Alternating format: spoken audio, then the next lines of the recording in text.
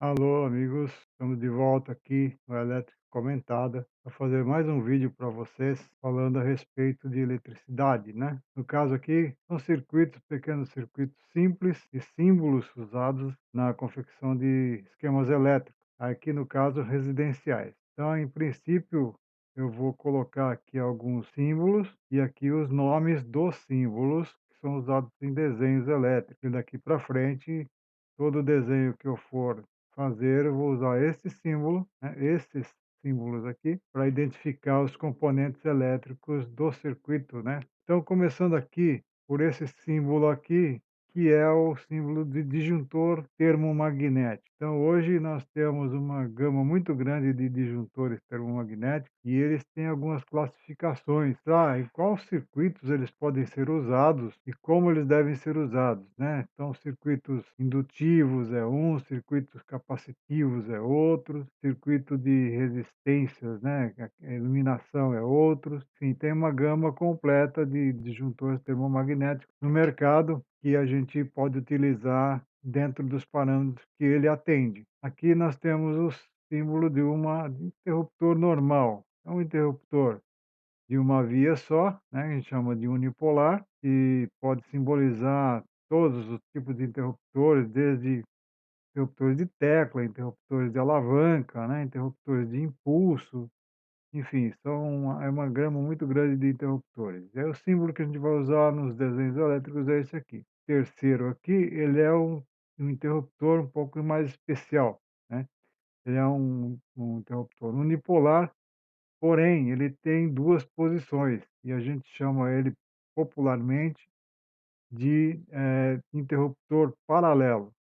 Ele serve para uma infinidade de coisas, infinidade de aplicações dentro da eletricidade, dentro do parâmetros de instalação elétrica, né, e eles são muito utilizados e tem uma série de circuitos que a gente pode fazer com ele. Nós vamos fazer algum aqui no Elétrico Comentado, vários circuitos usando esse interruptor e mostrando o funcionamento dele. Esse quarto aqui, ele é um interruptor unipolar também, só que ele é normal fechado. O que que é isso normal fechado? Quer dizer, quando ele está desacionado, o contato dele está fechado, como mostra aqui a figura.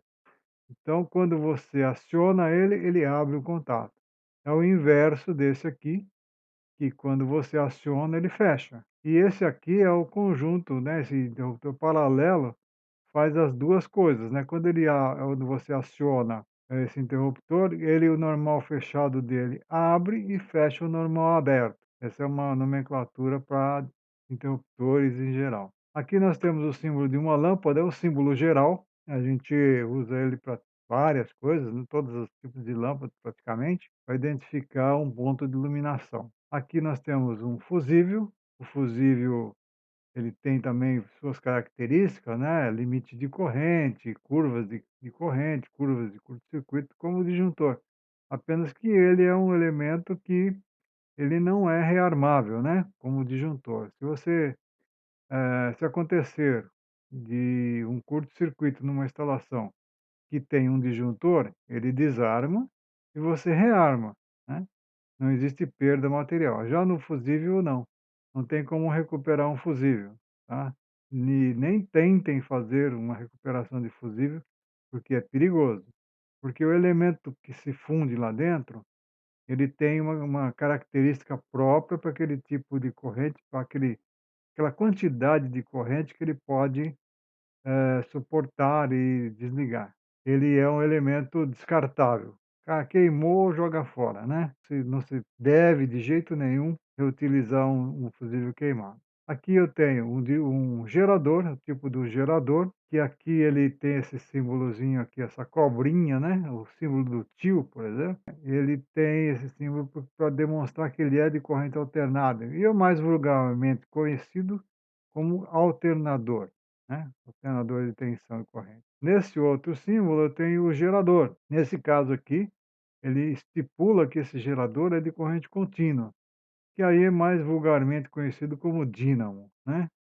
Quer dizer, na verdade, são 2 coisas, bem justas, né. O dínamo ou o gerador de corrente contínua, eles são, conhecidos assim. Aqui é um símbolo que, não existe na nomenclatura ainda, né, por ser uma coisa ainda nova, né, as lâmpadas LED. A gente tem esse símbolo de LED aqui usado em eletrônica, porque lá o LED realmente ele é colocado dessa forma, é o símbolo geral de LED, né. Se não tiver essas 2 setinhas aqui, ele é um diodo, né, em eletrônica. Se ele tiver as 2 setinhas, ele é um diodo de emissor de luz, um diodo emissor de luz, que é o LED, que é só que eu estou roubando esse símbolo da eletrônica para colocar como lâmpada LED. Nos desenhos que eu vou fazer, eu vou usar esse símbolo indicando uma lâmpada LED. Esse símbolo aqui do tio,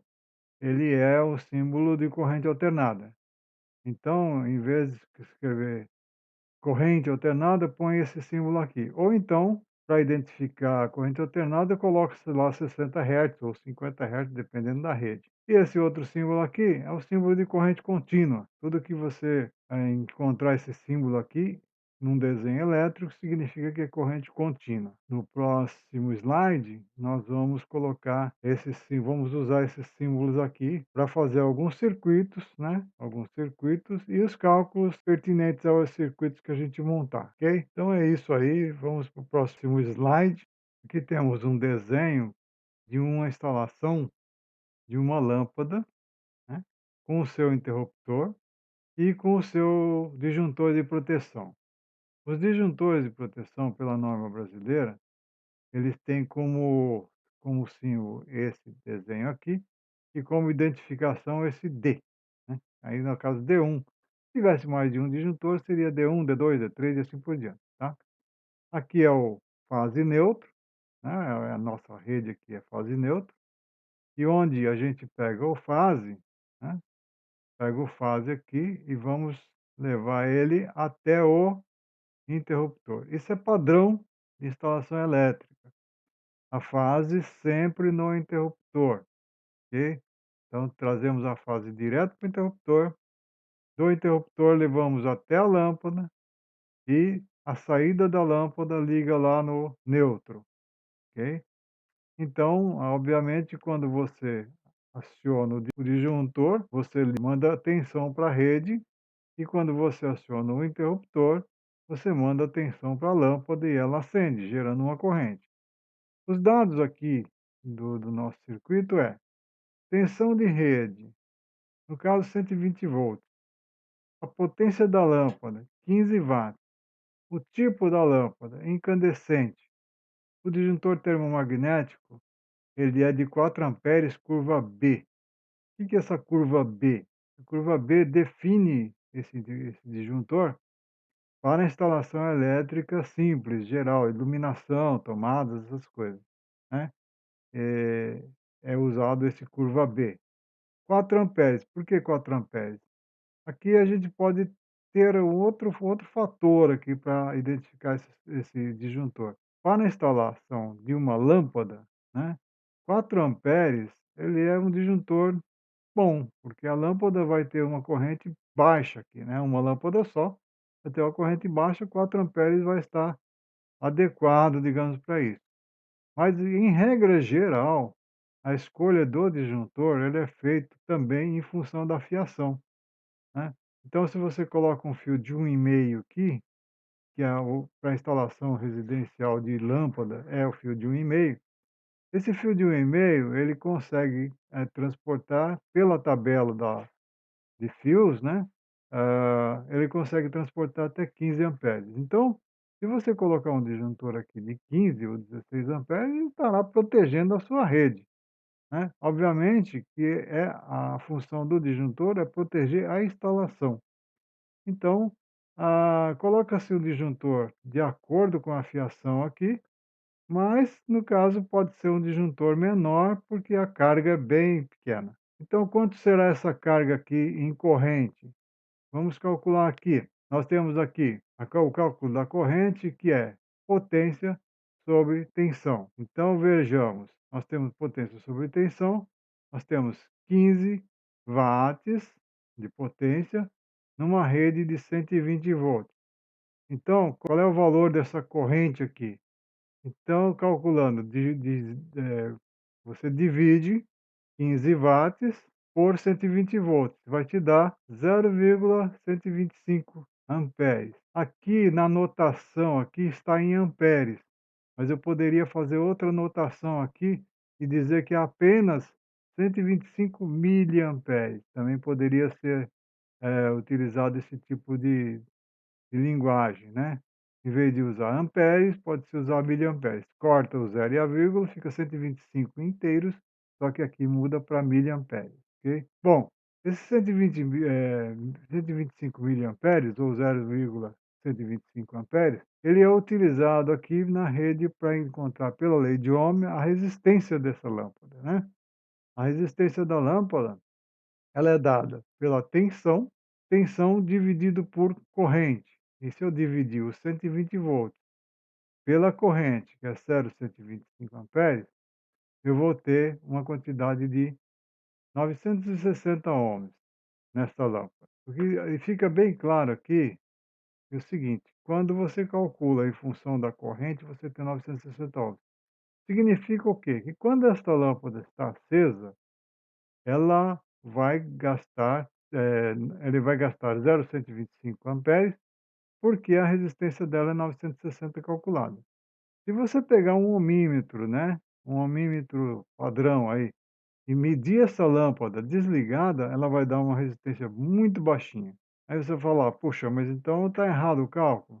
Na verdade não está errado o cálculo, porque a lâmpada em si, ela é de uma liga de tungstênio, as lâmpadas incandescentes de uma forma geral, são de liga de tungstênio, e o tungstênio tem essa capacidade de aumentar muito a resistência em função da temperatura.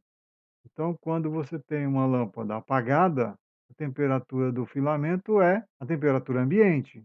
Agora, quando você tem a lâmpada acesa, esse filamento fica incandescente, né? Ou seja, ele pega fogo, digamos assim. Ele só não pega fogo mesmo porque dentro do bulbo existe o vácuo, né? Não tem oxigênio para fazer com que ele se incendeie. Então, nós dizemos que ele fica incandescente e essa temperatura chega a alguns graus bem altos, né, chega a uma certa quantidade de graus bem alto, e com isso sobe a temperatura. Porque nós sabemos que a resistência, de um material condutor, ele é em função da temperatura também. Quando aumenta a temperatura, você tem, uma resistência elevada, né. O valor da resistência se eleva um pouco e, às vezes, dependendo da temperatura que ele alcança, ela eleva-se até demais, né. Então é isso que eu tinha que falar aqui em relação à lâmpada, aos valores de cálculos e tudo mais. Neste slide aqui eu tenho uma instalação de uma lâmpada paralela a outra lâmpada. Aqui no circuito que a gente já vê usado por aí de uma forma mais constante, né. As 2 lâmpadas aqui, elas estão em paralelo.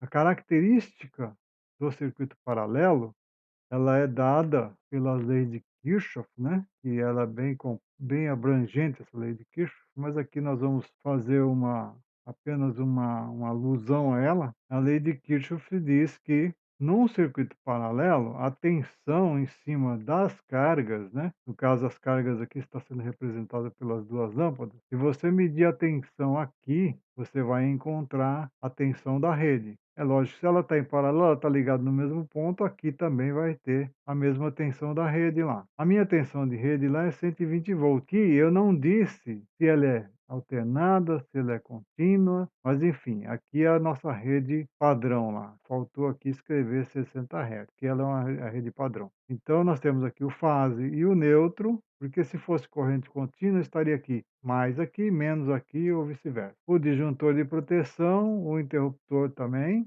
próprio da instalação. Então você tem uma fase entrando no interruptor, sempre no interruptor, nunca na carga. Então do interruptor vai para as 2 lâmpadas. Essas lâmpadas podem estar próximas, podem estar longe, né, não importa. Que a fiação que vai levar a tensão vai levar a mesma tensão que tem em uma, vai para a outra. E a outra característica do circuito paralelo é que as correntes aqui, elas se dividem. Ela tem uma corrente nessa lâmpada e tem uma corrente passando também por essa lâmpada. E nós vamos ver aqui que as correntes aqui são diferentes. Por que que são diferentes? Elas são diferentes porque as potências das lâmpadas são diferentes. As potências das lâmpadas aqui, elas são diferentes. Uma tem 60 watts e a outra tem 100 watts. E estão ligadas na mesma rede de 120 volts. Então, como é que eu calculo esta corrente, né? Corrente total aqui? Nós vamos ver lá na frente, porque as correntes aqui, se elas vêm aqui e se dividem, então aqui elas voltam e se somam, né? Então vai para a rede somada. Então qual é a corrente da lâmpada um? A lâmpada um é uma lâmpada de 60 watts que está ligada numa rede de 120 volts. Então calculando isso, ela vai dar meio ampere. Então na lâmpada um vai passar meio ampere.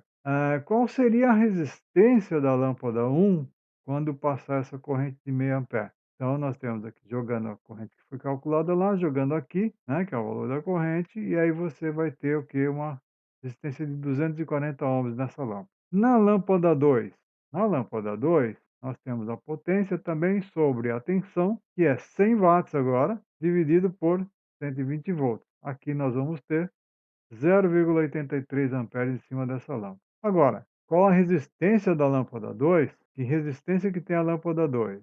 Então, a lâmpada 2, ela é calculada pela tensão em cima da lâmpada 2 e a corrente que está passando pela lâmpada 2. Então, isso aqui vai dar 120 volts da rede, dividido por 0,83 amperes, que foi a corrente calculada aqui no L2. Dividindo isso, eu vou ter 144,6 ohms. Então, veja, temos uma resistência lá da lâmpada um que é 240 ohms, e a resistência da lâmpada 2 que é 144. Então, a diferença aqui é porque as correntes aqui são de meio ampere e aqui é de 0,83. É claro que se você tem uma corrente maior aqui, consequentemente, você tem uma potência maior também, né? Se está na mesma tensão, então tem uma potência maior. Então, soma-se aqui essas duas correntes. E aqui a gente tem as contas da corrente total. A corrente total é a soma de L1 mais IL2. Então, vamos colocar os valores. Meio ampere da IL1 mais 0,83 da IL2, então você vai ter 1,33 amperes. Então, se você pegar um amperímetro e medir aqui, você vai ter 1,33. Desse 1,33, meio ampere vem para cá e a outra 0,83 vem para lá. E aqui se somam, né? Então, se você medir aqui, ó, só aqui, né, antes desse nó, medindo aqui, você vai ter meio. Se você medir depois do nó, você vai ter 1,33. Por quê? Porque somou as duas, ok? Então, aqui a conta de corrente total no circuito paralelo de duas lâmpadas vai dar 1,33 amperes. A resistência total é a resistência que a tensão da rede enxerga, né?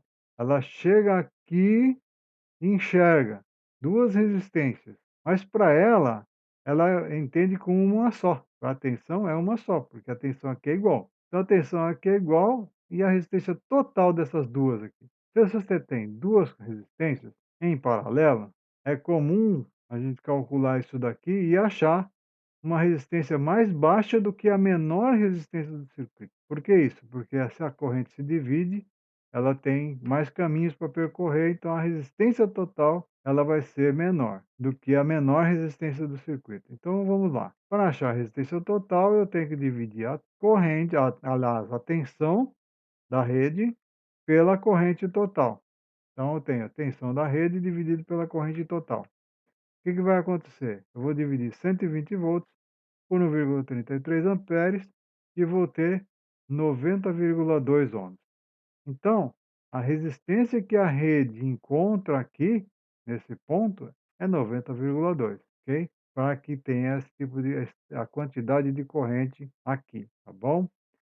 Vamos falar agora, nesse slide, de uma coisa interessante e muito importante que existe na eletricidade, do nosso consumo, né? Nas gerações, transmissões e consumo de eletricidade, que é o fator de potência. O fator de potência ele é uma coisa importante porque todo circuito que não é puramente resistivo, ele tem componentes de indutivos ou capacitivos, ele vai ter um fator de potência incorporado na transmissão e no consumo. O que é esse fator de potência? Quando você tem uma corrente alternada, e você coloca uma indutância, né, indutância é qualquer bobina, né, qualquer motor, isso, ele gera um fator de potência, porque a corrente ela se defasa da tensão. Então você tem uma corrente que é atrasada se for, indutivo, e você tem uma corrente adiantada se for capacitivo, né. Isso é uma característica, é uma propriedade que os circuitos, não resistivos têm, né. Então quando você olha um capacitor, você coloca ele na rede, a tensão em cima dele demora a subir, depende de capacitância, depende da tensão, né, a gente chama depende da reatância capacitiva. Então a corrente vai na frente e a tensão vai atrás, ou seja, ele vai carregando devagar até atingir a tensão máxima, né, de carga dele, ou seja, a tensão da rede, a tensão que está alimentando ele. Então você tem essa característica, né, enquanto ele não carrega, ele tem corrente, mas ainda não tem a tensão da rede. A indutância, por seu lado, ele atrasa a corrente, ou seja, você aplica uma tensão numa indutância, até ele criar o campo magnético, não existe uma corrente adequada, quer dizer, não tem uma corrente instantânea, né. Ele primeiro manda tensão, depois é que gera uma corrente, então ele sofre um atraso. Esse atraso é a diferença que tem, que gera o fator de potência ou cosseno φ.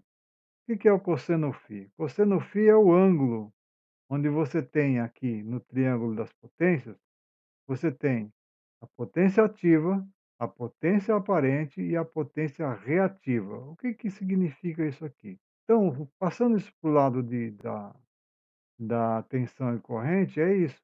A tensão, ela está aqui, nivelada aqui, mas a corrente, ela está nivelada aqui. Então, a diferença, esse ângulo de abertura, é o atraso entre tensão e corrente que gera o cosseno φ. Aí é o ângulo φ. Pela potência ativa, pelo triângulo da potência, você tem que aqui, nesse caso, é potência ativa, nesse caso aqui é potência aparente e nesse caso aqui é potência reativa. Então, quanto maior o ângulo de defasagem entre tensão e corrente, maior será a potência reativa e a potência aparente.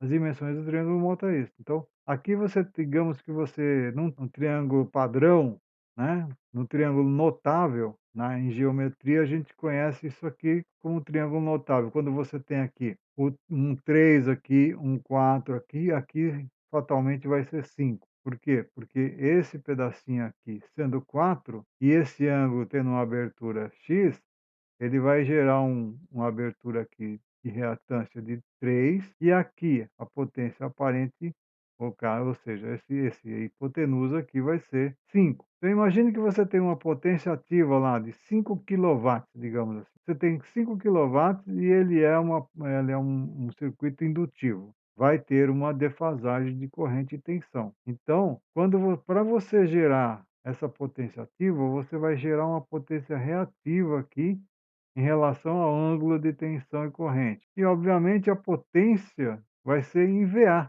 Aqui você tem em quilowatts, aqui você tem em VAR, ou kVAR, e aqui você tem o kVA. Então, você tem o triângulo da potência, você tem PA em potência ativa em watts ou quilowatts, dependendo. Potência aparente em VA ou kVA, potência reativa em VAR ou kVAR. E o ângulo de defasagem entre tensão e corrente a gente chama de cosseno ângulo φ ou cosseno φ. Aqui eu tenho uma demonstração, e olha, veja só, quando você tem uma potência, você tem um ângulo maior aqui, você tem uma potência maior lá, né? Quando você tem um ângulo menor, você tem uma potência mais baixa. Aqui nesse caso, ó, quanto mais abaixar o ângulo aqui, menos corrente, menos potência reativa você tem aqui e, consequentemente, o ângulo da potência aparente também muda. O que não muda é a potência ativa. No setor industrial, é muito comum você ter uma potência aparente, baixa. Quanto mais próximo da potência ativa, melhor, porque para a concessionária que manda a potência para você, né, que alimenta você com potência, ela sofre um pouquinho, porque quanto mais você tiver essa potência aparente maior, maior é o ângulo e, consequentemente, maior a corrente. E ela não ganha, ela não cobra por potência aparente, ela cobra por potência ativa. Então, ela está gerando uma corrente na rede dela e ela não está ganhando para isso, ela está ganhando só pela potência ativa que ela transporta. Então ela estipula um cosseno φ agora no máximo de 0,97, né, então o cosseno φ de 0,97 é um bom cosseno φ. E aí uma empresa, uma indústria de muitas máquinas, para ela conseguir esse fator de potência de 0,97 é um problema, porque geralmente as máquinas são pequenas e quanto menor o motor, maior o ângulo φ, maior o cosseno φ, maior a potência aparente que ele pega da rede. Então as indústrias, as concessionárias costumam multar, né, tem uma multa específica quando você abaixa de um determinado valor de potência aparente, porque senão eles vão transportar corrente e não vão estar ganhando para isso, ok? Hoje em dia, e cada vez mais, a área residencial está sendo invadida por lâmpadas com um certo fator de potência. Essas lâmpadas são as lâmpadas LED que está espalhada, né? Hoje virou febre. Antes tinha já as lâmpadas econômicas que usavam um reatorzinho e tal e coisa, e não era muito significativo. O fator de potência das lâmpadas, que a gente chamava de lâmpada econômica, né, que era uma fluorescente, enroladinha, um bulbo chato, um bulbo em U, não é, então, o fator de potência dela não era tão significativo. Mas hoje em dia, cada vez mais, você tem um consumo elevado de lâmpadas LED. Então nesse circuitinho aqui eu tenho lá o mesmo disjuntor, né, um disjuntorzinho, curva B, tal, que vai alimentar o interruptor na fase e da interruptor para a lâmpada. Essas lâmpadas aqui, por ser LED, elas têm que ter uma fonte de corrente contínua, porque o LED é corrente contínua. Então ela dentro dela, né, do invólucro dela, você tem uma fontezinha. E essa fontezinha tem indutância, tem um monte de equipamentos lá dentro, equipamentos eletrônicos, que causam um problema agora mais sério, que é o cosseno φ, é o fator de potência.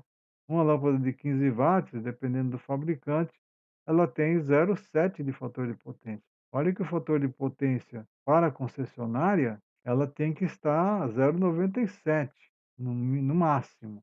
E aqui as lâmpadas agora a LED, ela tem fator de potência 0,7. Aumenta um pouquinho a potência aqui para, sei lá, 9 watts, ou melhor, aumenta para 20 watts, 18 watts, isso aqui melhora um pouquinho.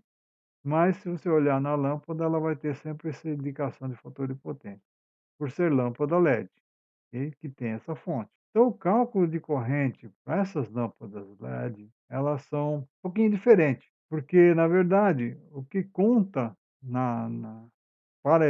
para efeito de iluminação, é a corrente real, né, a corrente lá, nominal de resistivo. Mas, para a concessionária, ela tem que transportar um pouco mais de corrente e, logicamente, vai ser sobrecarregar a rede da concessionária com todo mundo usando fator de potência baixo. Isso é uma coisa que lá para frente eu acho que vai dar algum problema. Então, para calcular a corrente de rede, né, que você vai medir na rede. É a potência da lâmpada em watts, né, no caso, dividido pela tensão vezes o fator de potência. Então, o fator de potência sendo 0,7, você multiplica 120 por 0,7, divide 15 por resultado disso, vai dar 0,18. Uma lâmpada de 15 watts normal, que seja uma lâmpada resistiva, né, que seja uma lâmpada incandescente, ela vai ter uma corrente bem mais baixa que a ordem de 0,12 e tal, ok? 0,125, como nós fizemos lá, 15 watts e 120 volts, no outro circuito, que era a lâmpada incandescente, ele dava 0,125. E aqui dá 0,18. Essa é a corrente da rede. Mas a corrente efetiva que vai fazer a lâmpada acender com potência real é 0,125 amperes, ok? Baseado nisso, a resistência aqui ela também sofre um pouquinho, né. A gente calcula a resistência, por meio disso daqui, vai dar um valor 666,6 ohms. Esse cálculo de resistência aqui, para circuitos indutivos ou capacitivos, tem uma outra fórmula de fazer isso. Isso aqui é uma fórmula genérica, só para a gente ter noção de como muda a resistência em função de um fator de potência de uma corrente elevada. Mas na verdade essa corrente aqui, ela tem componente real e tem componente complexo, que é um outro cálculo bem mais, profundo e pa para efeito prático nosso, não tem muito sentido. É para um efeito de projeto, um efeito de cálculo de dimensionamento, aí sim, aí você vai ter que fazer aquele cálculo lá, usando números complexos e tal, né. Mas no caso para nós aqui, é importante a gente saber que ele existe e que ele causa o problema que ele causa, ok? Então no meu caso aqui, eu tenho aqui a lâmpada LED, quando eu tenho a lâmpada LED a minha corrente aumenta, mas a potência que ela manda para mim, potência efetiva de iluminação, é os 15 watts mesmo. Bom, meus amigos, eu encerro aqui essa apresentação com esses circuitinhos aqui. E eu peço que vocês deem um like, para vocês estudem bastante, vocês façam alguns simulados de cálculos com outras potências, com outras tensões, né? Para que fique melhor essa matéria, porque é importante você saber os cálculos. E quem não sabe fazer alguns cálculos desse tipo aí, não sabe montar a fórmula e tal, é bom, a pessoa buscar algum apoio e tentar fazer, né, para que guarde na memória esse tipo de circuito, esse tipo de funcionamento, esse tipo de cálculo. Eu fico por aqui e espero vocês na próximo comentário. Eu vou falar sobre circuitos usando interruptores paralelos e algumas variações usando interruptor paralelo, fazendo alguns sisteminhas de iluminação. Vai ser interessante, ok? Aguardo vocês lá então. Então até uma próxima.